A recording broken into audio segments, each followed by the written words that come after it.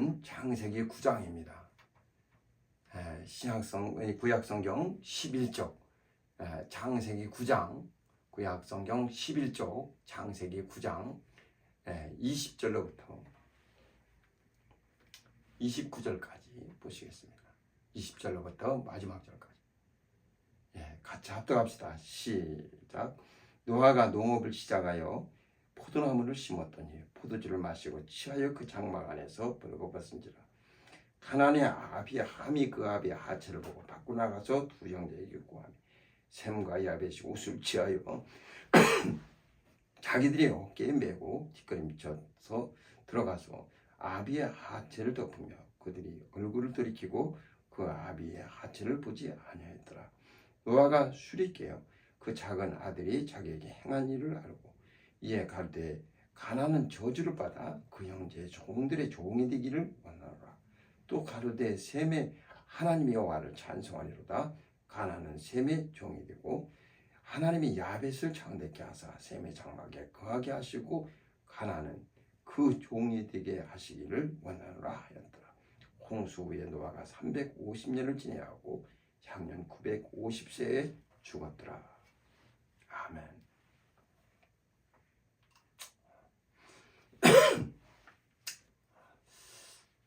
하나님은 우리 아버지십니다. 그가 아들 예수를 세상에 보내신 것은 우리를 사랑하심입니다.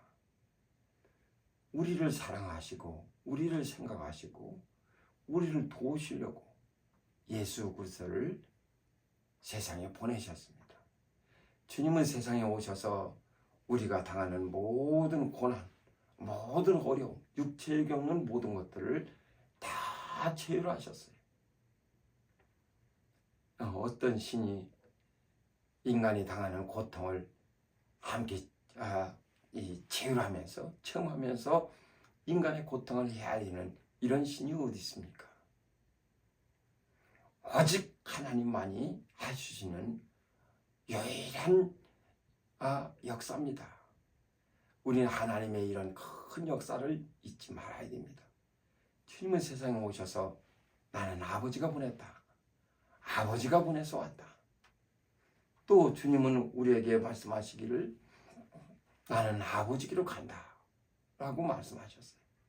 항상 그는 말씀하시면서 아버지를 드러내시고 또 아버지를 경외하시고 아버지를 높이시고 또 아버지께 영광을 돌리셨습니다.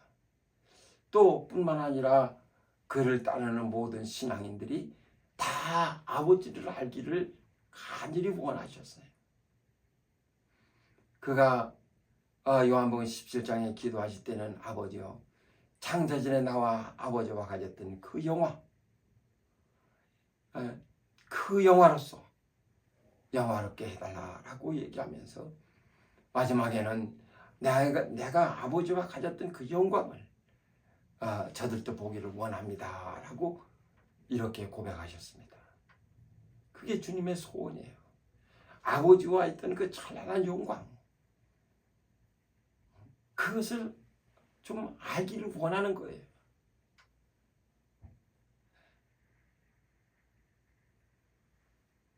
그것을 알기를 바라시는 거예요. 그래서 우리를 데리러 오셔서 아버지 있는 곳에 우리도 있게 하겠다고 약속해 주셨습니다. 이것이 얼마나 큰 은혜입니까? 예수께서는 지금까지는 너희가 내 이름으로 구하지 않았지만 이제부터는 내 이름으로 구하라. 지금까지는 너희가 내 이름으로 아무것도 구하지 않았지만 이제부터는 구하라. 이렇게 말씀하셨어요. 그리고 너희가 구하면은 내가 시행하겠다. 아주 이렇게 강하게 말씀하셨습니다. 무엇이든지 내게 구하면 내가 시행하리니. 또 예수께서는 말씀하시기를 내가 아버지께 구하겠으니 아버지께서 성령을 내게 주시리라 라고 하셨습니다. 또 내가 나에게 성령을 보내주니 이렇게 말씀하셨어요. 그러니까 이게 구하는 자세가 아니죠. 아버지께 구하면은 아버지께서 보내주셔야 되는데 그가 너에게 성령을 보내신다고도 하셨고 그 다음에 내 이름으로 오신다고도 하셨고 그 다음에 내가 아버지께 구하여서 성령을 너에게 보내준다고 하셨습니다. 마치 아버지 것을 자기 것 마냥 이렇게 아버지께 구하여 성령을 너에게 보내주리니라고 말씀하셨어요. 그러니까 여기 요한복음 14장 16절에 보면 내가 아버지께 구하겠으니 그가 또 다른 보혜사를 너에게 주사 영원토록 너희와 함께 있게 하시리니라고 하셨습니다. 내가 아버지께 구하겠으니 구하면은 아버지께서 너에게 보혜사를 주신다. 또 다른 보혜사를 주사 영원토록 너희와 함께 있게 하실 것이다.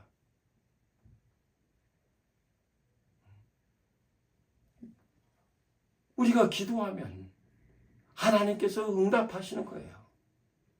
또 우리가 기도하면 예수께서 내가 시행하겠다라고 하셨어요.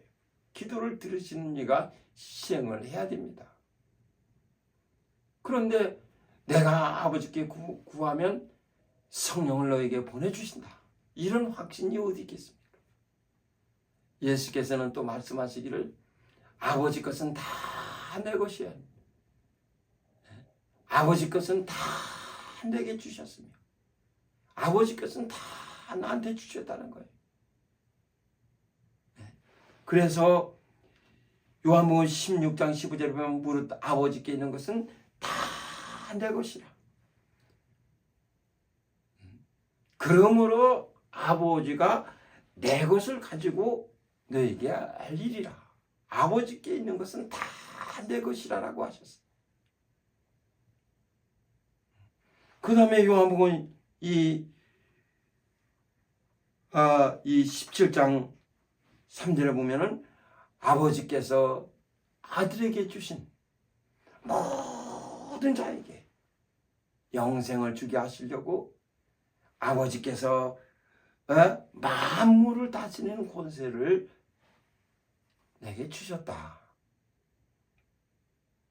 그리고 10절에 보면 내 것은 다 아버지의 것이요 아버지의 것은 내 것이다 라고 했습니다.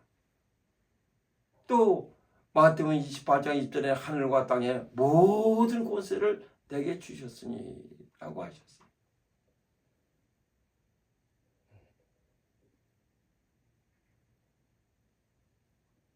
그러니까 이게 성경 읽으면 잘 이해가 되지 않을 수 있지만은 그러나 지금까지는 너희가 내 이름으로 구하지 않았지만은 이제부터는 내 이름으로 구하라. 내가 시행하니 하늘과 땅의 모든 권세를 받으신 분이세요. 다 상속을 받으셨어요. 하나님은 하나님 아버지는 영이시기에 눈으로 볼 수도 없고 손으로 만질 수도 없고 그 다음에 우리가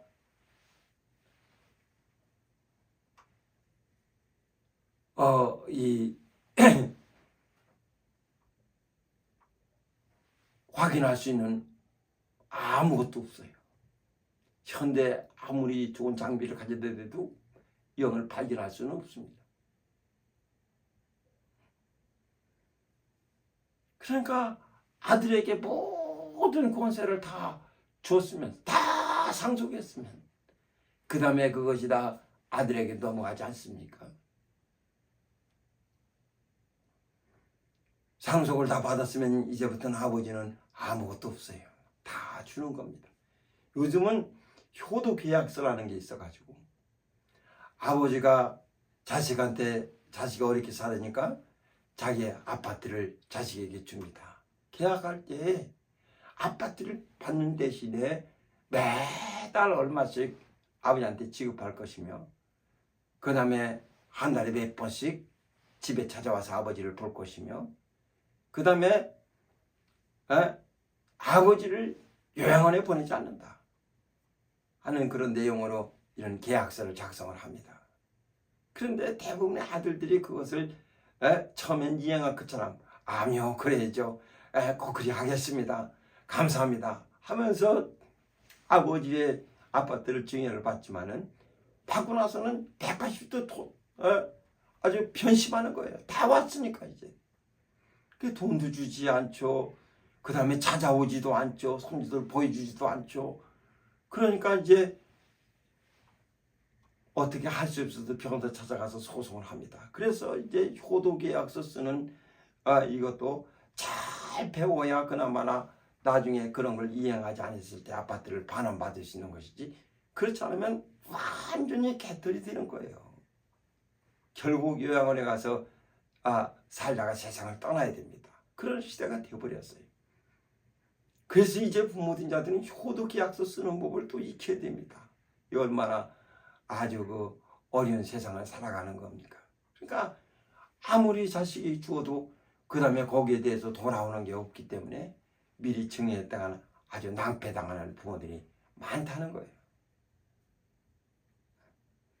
그래서 변호사들이 그런 거 이제 좀 잘 알려줘서 미리 다 그런 계약서 쓸 때는 변호사들한테 이런 거 도움을 받아서 계약서를 쓰지 않으면 그러면 다 뺏길 수밖에 없는 거예요.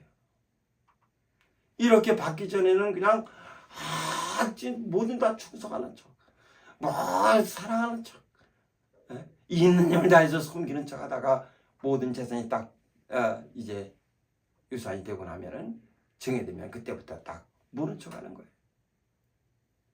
그런 시대를 우리가 살아가고 있는데,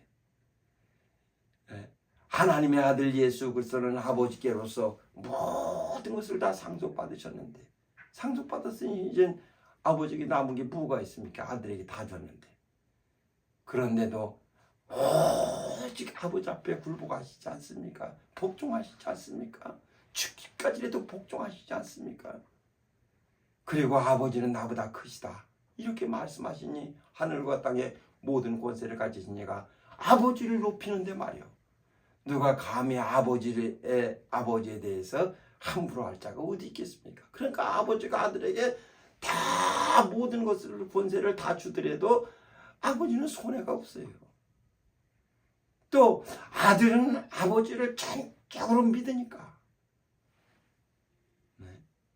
아버지는 아들을 믿고 아들은 또 아버지를 믿고, 이게 얼마나 아버지와 아들 사이에 빈틈이 하나도 존재하지 않습니다. 그 사랑이, 그 영광이, 그 영화가 얼마나 큰지 주님은 우리 인생들에게 그것을 보여주고 싶어 하시는 거예요.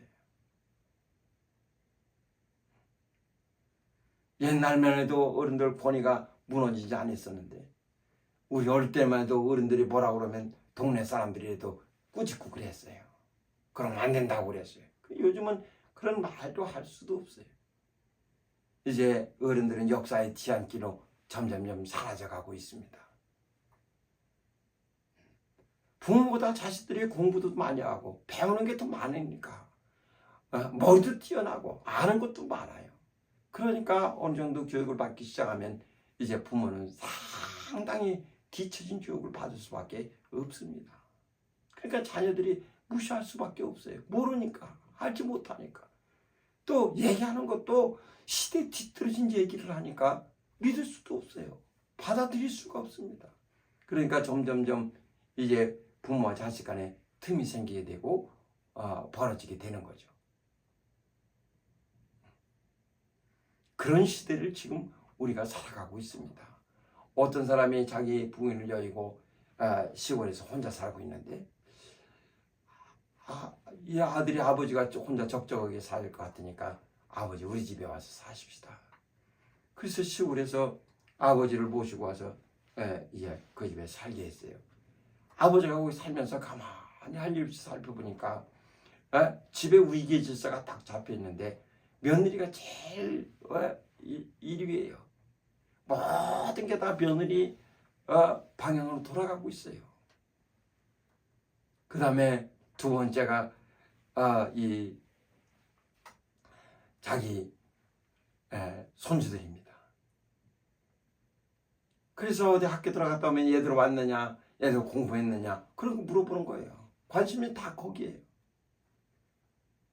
그리고 자기 아들은 세 번째, 이제 며느리가 첫 번째, 아들, 딸이 두 번째, 손주들이 두 번째, 그 다음에 아들이 세 번째, 그 다음에 네 번째 식모예요. 이 식모가 이것저것 챙겨주니까 식모하고 대화를 또 많이 합니다. 그리고 다섯 번째는 강아지. 강아지가 아주 그 집에서 인기 있어요. 예? 제일 무심한 게 자기예요. 그래서 그렇게 살다가 이렇게 무관심한 가정 속에 살다 보니까 견딜 수 없어서 자기가 이제 편지를 써놓고 다시 시골로 갔습니다. 사모야 잘했거라, 6호는 간다. 그렇게 편지 쓰고 시골로 갔어요. 자기 아들은 사모고 그 집에서 서열을 보니까 자기는 6호예요. 사모야 잘했거라, 6호는 간다. 그렇게 써놓고 갔다는 거예요. 그런 시대를 살아가고 있어요. 어떤 어머니가 자기 혼자 딸 하나를 열심히 키워가지고 애가 또 미술하는데 소질이 있어서 고등학교 때 미술학원에 보내면서 열심히 가르쳤습니다. 분식점 하면서. 둘이 가르쳐도 벌어도 가르치기 힘든데 혼자 분식점 하면서 딸 가르치기가 그게 쉬운 일이겠어요. 있는 힘을 다해서 일을 해가면서 가르칠 거예요. 그게 어느 날 분식점에서 일하고 있는데 비가 갑자기 쏟아지는 거예요. 아유, 우리 딸이 우산을 안 갖고 왔는데. 그래서 우산 하나 받치고 딸비 우산을 들고서 부지런히 학원으로 달려가서 보니까 이 다른 애들이 쭉 나오는데 자기 딸은 2층 창문에서 나오질 않는 거예요. 자기를 쳐다보면서 가만히 있는 거예요. 그래서 왜 그러나 하고 자기 몸을 이렇게 쳐다보니까 그냥 이러다 그냥 갑자기 나오는 바람에 앞치마하고 있죠. 밀가루 다 튀었죠. 옷이 너무 지저분한 거예요.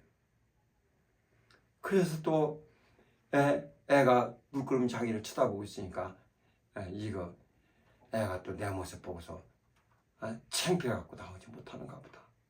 애가 나오지 않으니까 그냥 엄마도 속상해서 그냥 집으로 돌아버렸어요. 딸이 나중에 왔는데 딸하고도 얘기도 않고 그 다음 날도 얘기도 않고 한 달 동안 딸하고 서먹서먹한 관계가 된 거예요. 한 달이 지나고 나서 학원에서 딸이 미술상을 받게 됐으니까 어머니 오시라고 초청을 했습니다. 가가지고 엄마가 가서 이런 이 딸이 받는 미술상 그림 그린 걸 이렇게 보는데 거기에 자기 모습이 그려져 있는 거예요. 우산을 받치고 옷은 지저분하고 또 딸이 우산을 들고 있는 자기 모습이 그려져 있는 거예요. 그러면서 세상에서 가장 아름다운 모습이라고 제목을 달아서 붙여놓은 이 그림이 대상을 받은 겁니다. 그 엄마 오해가 다 녹았죠. 딸이 자기 부끄러워서 그런 줄 알았더니 그 시간에 그 아름다운 모습을 그리고 있었던 거예요. 그 한 달 동안 말도 않고 이 딸을 미워하고 있던 게 얼마나 쑥스럽겠어요. 이게 딸을 부둥켜 안고서 엉엉 우는 것밖에 없죠.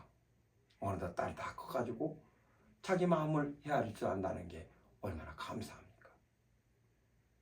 오늘 본문에 보면 노아라는 가정의 이야기가 등장하고 있는데 노아라는 사람, 농사에서 여기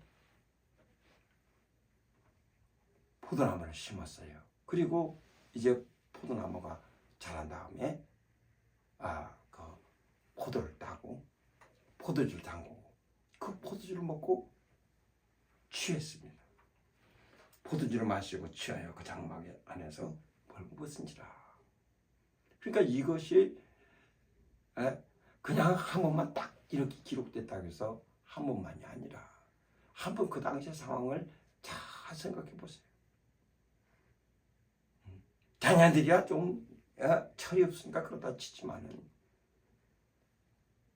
노아는 한순간에 모든 땅에 있는 모든 것들이 다 죽어버렸으니까 말이에요. 노아 가정 빼고서 다 죽어버렸어요.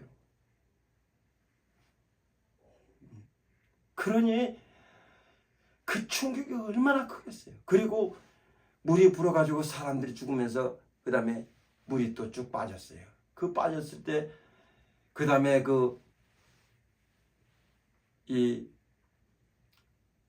땅에 펼쳐진 그 죽음의 흔적들이 얼마나 많겠어요.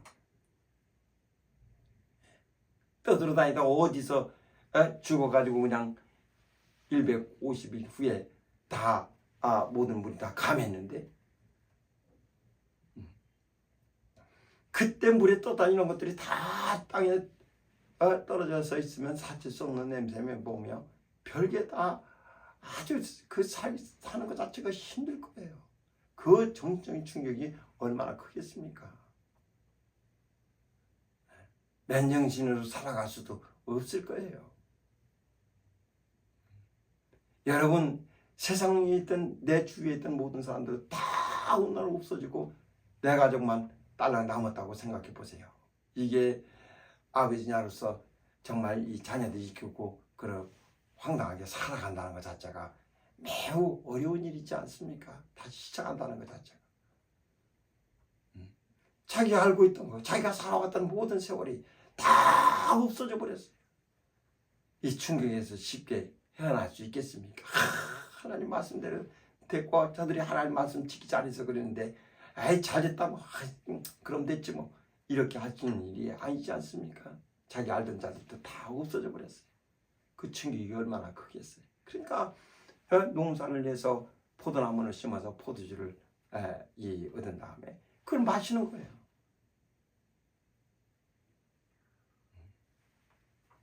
포도주를 마시는 거예요. 포도주 마시고 이런 취해서 잠들어 있기가 하루 이틀이겠습니까? 괴로운 거 달래기 위해서, 잊기 위해서 이 포도주 마시는 생활을 하는 거죠. 그게 뭐 우연히 자식들 눈에 한 번만 이렇게 발견된 게 아니라 오늘 그 행동을 얘기하는 거예요. 포도주를 마시고 취하여 그 장막 안에서 벌거벗은지라. 이게 노아의 하나의 주정이었던 것 같아요. 옷을 벌거벗었어요. 가나안의 아비 함이 그 아비의 하체를 보고 밖으로 나와서 두 형제에게 고하며, 함이 그 모습을 보고 두 형제에게 막 얘기합니다.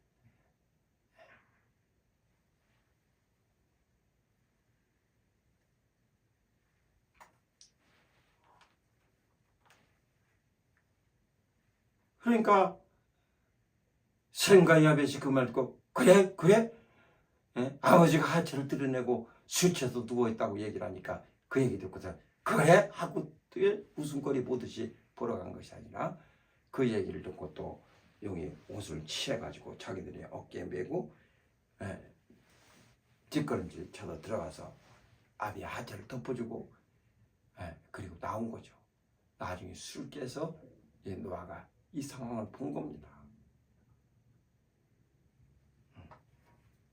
그리고 작은 아들이 자기에게 행한 일을 알고 둘째 아들이 한 일에 대해서 그가 그 내용을 알고 나서 그 다음에 가나안은 저주를 받아 그 형제들의 종들의 종이 되기를 원한다 하고 했습니다.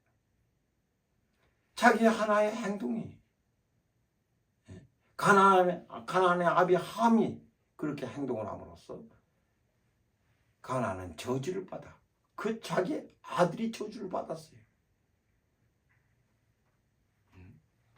셈의 하나님 여호와를 찬송하리로다. 가나안은 셈의 종이 되고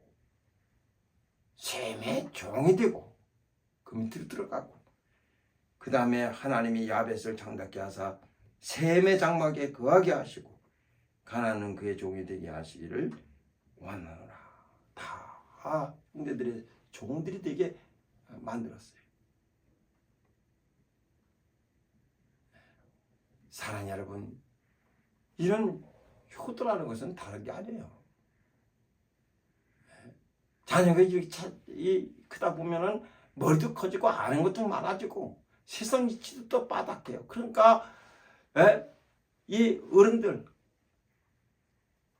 아버지 어머니가 모르는 것 같거든요. 그러니까 막 자식은 부모한테 함부로 하고 야단도 치고 하는 거예요. 잘못 골라서 그런다고. 그러니까 점점점 부모의 흠은 자꾸 드러나는 거예요. 약점이 자꾸 드러나. 처음에 어렸을 때는 부모가 산처럼 크더니 나중엔 절도 안 되고 그냥 평지도 안 돼. 더 낮아요. 그러니 약점들이 얼마나 많이 드러납니까?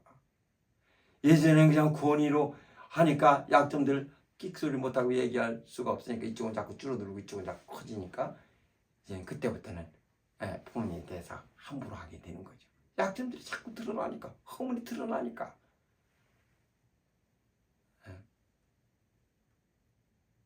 성경이 우리에게 가르쳐주는 것은 사랑은 허다한 죄를 덮느니라. 다 덮어주는 거예요. 그게 사랑이에요. 허물을 덮어주는 거.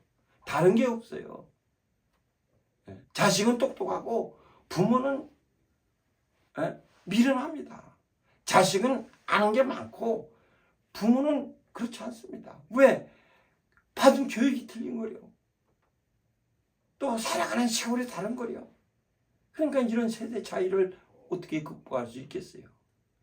그러니까 같은 세대에 살아가고 있지만 같은 공간에 살아가고 있지만 생각하는 것이 다르고 함께하는 것이 달라요. 그러니까 전혀 다른 삶을 살고 있는 거예요. 그러니까 여러 가지 허물들이 다 드러납니다.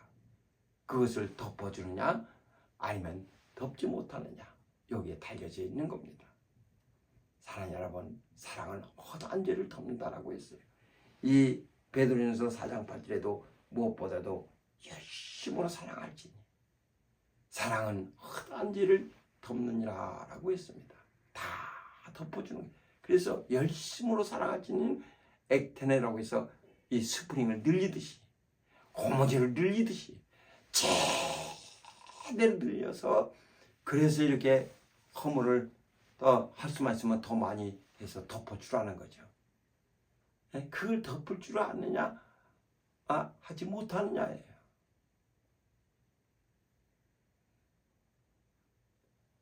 예수 그리스도는 세상에 오셔서 오직 아버지를 높이셨어요. 아버지가 자기에게 모든 권한을 다 줬습니다. 아버지의 모든 것을 다 아들에게 주었다 해서 우쭐하거나 아버지를 무시하거나 이제 내가 최고다. 아버지께 다 받았으니까 이제 아버지 필요 없다 하는 것이 아니라 아버지를 가장 최후로 높이셨습니다. 아직 그에게 더 복종하셨습니다. 이게 하나님 아버지와 아들과의 관계예요. 그걸 우리에게 보여주시겠다는 겁니다. 사랑하는 여러분, 우리가 이제 이렇게 5월 5일 어린이날도 있고 그 다음에 5월 8일 어린이날도 있어요. 이것도 매우 중요한 일입니다. 부모는 자식이 다 잘 되는 걸 원해요. 부모는 자식이 얼마만큼 세상에서 좋은 명예, 얼마만큼 좋은 위치를 가졌는가를 자꾸 다른 사람들에게 자랑하기를 원하죠. 그게 우리 아버지도 예전에 보면은 친구들이 이렇게 모여가지고 첫째 아들은 세무사라고 그러면 막 그 주변에 있던 사람들이 대단하다고 하죠. 막 치켜 세워주죠. 그럼 막 어깨가 으쓱 올라갑니다. 부모의 자랑은 그거거든요. 자식이 잘 된다. 그 다음에 둘째는 뭐 하나? 그럼 둘째는 목사요. 그래요. 그 셋째는 뭐 하냐고 물어보면 셋째도 목사요. 또 그래요. 그 넷째는 뭐냐고 그러면 이 넷째는 또 박사라고 그래요. 그러니까 사람들이 또 지켜줍니다. 그러면서 그 아버지 친구들이 하는 얘기가 이 목사도 좋은 거야. 그렇게 얘기해요. 그러니까 세상에선 목사는 별로 환영받지 못하는 일이죠. 이런 세상에서 목사는 높은 직업군도 아니에요. 또 사람들이 칭찬할 만한 그런 직업도 아닙니다. 세상에서 부모들은 잘 되는 것을 기쁘게 생각하고 또 세상에서 자식이 잘 됐다 그러면 그것보다 부모의 어깨에 흥을 돋아주는 일이 없습니다. 그러나 이 시대를 살아갈수록 부모와 자녀들의 격차는 점점 벌어져요. 부모는 자꾸 무식해지고 자녀들은 자꾸 똑똑해지고. 사랑 여러분, 효도라는 건 다른 것이 아니에요. 오늘 노아 가정에 나와 있는 것처럼 허물을 덮어주는 것, 이게 사랑입니다. 허물을 덮어주는 것, 그게 효도예요. 우리는 그걸 잘 아셨어. 하나님이 우리를 사랑하셔서 모든 죄를 다 덮어주셨어요. 모든 허물을 다 덮어주셨어요. 여러분, 내가 그리스도의 신자인지 아닌지 자기 자신을 확증하는 방법은 내가 다른 사람의 허물을 덮을 수 있느냐 없느냐는 겁니다. 내가 덮을 수 있다면 나는 신자예요. 덮지 못하면 아직도 그 병을 늙지 못하는 그리스도의 사랑을 그 부분만큼밖에 그 이상을 알지 못하는 그 단계에 이른 자라는 것을 고백할 수밖에 없는 거죠. 왜냐하면 그것이 나에게 더 넘쳤더라면, 그 사랑을 내가 좀 더 깨달았더라면, 더 이해했더라면 내게서도 나가는 사랑의 분량이 더 다르지 않겠습니까?